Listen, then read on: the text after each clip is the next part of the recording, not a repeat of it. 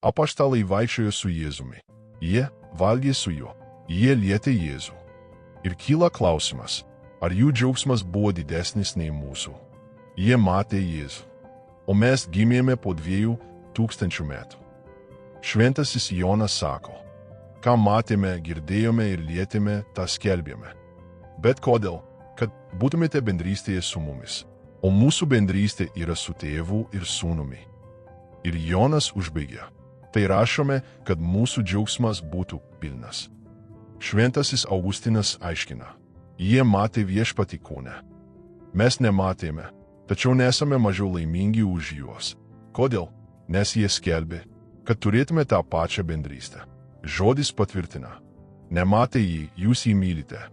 Nematydami tikite jo. Ir pats Jėzus sako, palaiminti, kurie tiki nematė. Mes dalyvaujame tame pačiame džiaugsme kaip apaštalai, nes tikime tuo pačiu Kristumi.